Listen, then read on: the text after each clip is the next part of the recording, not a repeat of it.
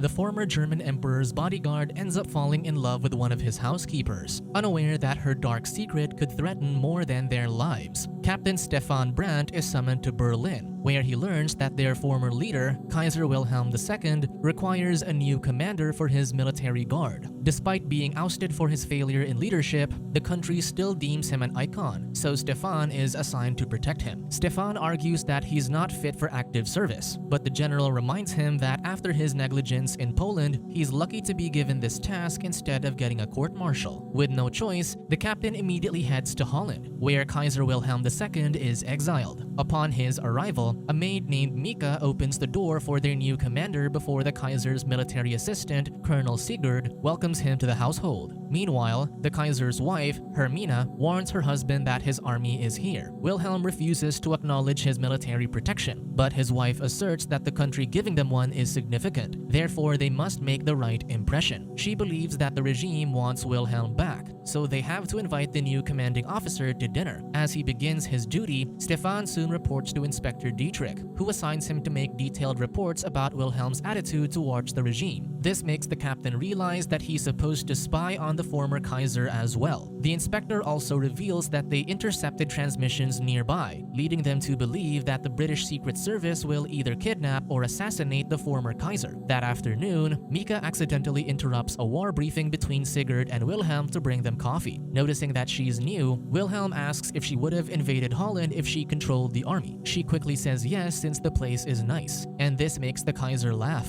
That evening, Mika visits Stefan's room to deliver the Kaiser's dinner invitation for tomorrow night. Instead of responding, Stefan is immediately drawn to her beauty and commands her to disrobe. Without question, Mika does as she's told, and the two proceed to make love. However, Stefan stops when his injury starts to hurt, so he sends the woman away. The following evening, the dinner proceeds with Wilhelm rambling on stories during his reign. Hermina switches the topic to their guest, so Stefan shares that his father and grandfather also served in the army. His mother cleaned houses to make a living, but she died of an illness when he was young. Hearing this angers Wilhelm since this was during his reign. He wonders if he's supposed to be blamed for this as well, arguing that he gave his life to their country, yet his own navy betrayed him. He insists that this betrayal was the reason why he lost the war. This quiets everyone down until the former Kaiser leaves. The captain returns to his room afterward, but to his surprise, Mika is there. This time, she orders him to disrobe, and Stefan does so, allowing her to see the scar on his side before they make love. After the deed, Mika hurries to leave, but Stefan asks her to stay. To his dismay, she ignores this and leaves. The following morning, Sigurd reports to the Kaiser that Stefan has requested to move into his house due to the threat of his life. The colonel also offers to brief him on the war's progress, but the Kaiser chooses to feed the ducks by the pond outside instead. This disappoints his wife, though she assures the colonel that there's still hope that her husband will regain his authority. Sigurd, however, believes that the idea is what stresses Wilhelm. Mika soon delivers more bread for the ducks, so the Kaiser invites her to join him in feeding the animals. As she does, he comments that she has beautiful hands, as if she is not used to physical labor. Mika just explains that war changed her life. Wilhelm then rambles about how he prefers to be with ducks since they don't blame him for their troubles. Mika sympathizes with him, understanding how he misses his power yet is full of regret about it. Just then, Stefan arrives, so Wilhelm teasingly mentions how the captain believes that there's a British spy in his household, unaware that this catches Mika's attention. The Kaiser then instructs the maid to show the captain his new room in their house. With this, the woman leads the man to his room, and he uses the private time to get to know her. However, she warns him that spending nights with a man is forbidden to the staff. Still, when Stefan asks where her room is, Mika tells him before leaving. Later, Dietrich visits the captain to report that they've narrowed down the transmission to the nearby village. During this, Mika rushes to the village to meet Pastor Hendricks. She warns that the army knows that there's a spy in the household, but he assures her that they don't know much yet since they haven't arrested her. She insists she needs time to do her task, so the pastor reminds her to do it when it's safe. Early the next day, Mika cleans her pistol before putting it away to head to work.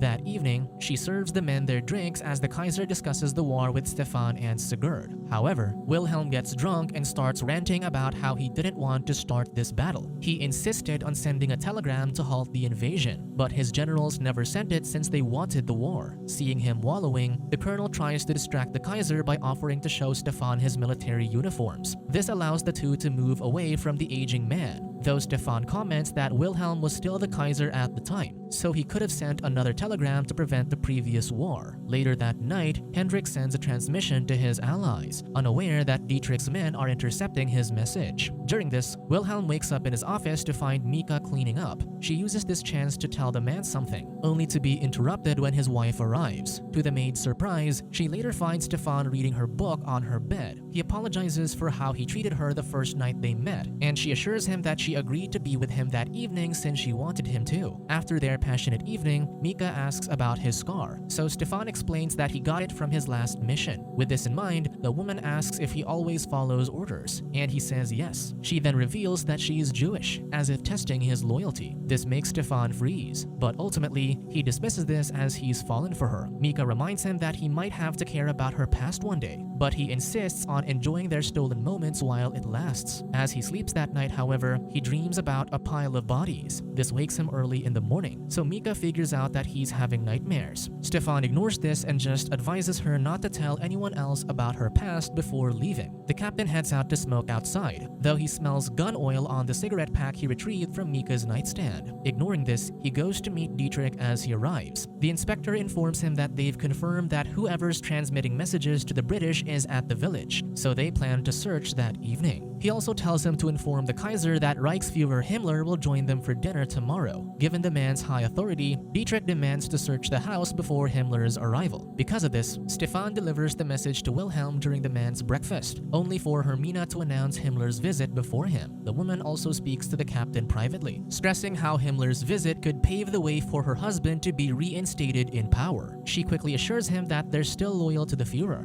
but given Germany's tragic condition, the people need a king to look up to. Hermina claims that this is why she pulled what influence she had to arrange for the meeting, revealing that she was the one who invited Himmler. With all these in mind, the woman asks Stefan to ensure that the Reichsfuhrer will know nothing but positive things about Wilhelm and his household. The inspector's house search soon commences, which worries Mika. However, Stefan ensures that he's the one who inspects her room to save her from being discovered, already suspicious that she's the spy. While this is happening, Mika assists Wilhelm in feeding the ducks again. Frustrated at how his own home is being searched, he distracts himself by wondering about the maid's romances. After much thought, Mika admits that she's seeing someone, though she hardly knows the man. This gets the older man to talk about his first love, who ended up marrying someone else. He advises her to seize any chance she has since she might lose her love like he did. After the inspection, Mika hurries to her room and is relieved that her hidden pistol wasn't discovered. She then rushes away from the manor, which Stefan notices. The woman arrives at the church that evening, reporting to Hendricks about Himmler's visit tomorrow. She offers to kill him, but the pastor reminds her that it isn't her mission. Still, Mika insists, noting that the German regime killed her father and her husband, so she's willing to die for her vengeance. Hendricks asserts that they're not there for revenge. However, he sees that she won't back down, so the pastor promises to ask their allies if they should proceed with the assassination. Unbeknownst to them, Stefan is eavesdropping on their conversation. Late that night, the pastor transmits her message to London, but this allows Dietrich's men to zero in on his location and capture him. Unaware of this, Mika sneaks into the captain's room, seeking comfort as she dreads what will happen tomorrow. This leads them to spend the night together, though Stefan wakes again early in the morning after a nightmare. He shares that he dreamed about the village in Poland where the army gunned down innocent people. In grief, Stefan beat the officer who gunned them down, which led to him being dismissed from service. He defends that men like that officer put their army to shame, but Mika argues that their regime is full of men like that officer. Stefan refuses to believe this, so the disappointed woman prepares to leave. To her surprise, the man suddenly proposes to marry her. She reminds him that she's Jewish, so Stefan promises to protect her. This conversation is then halted when someone arrives. The Kaiser is later called as his wife has discovered Stefan and Mika's relationship.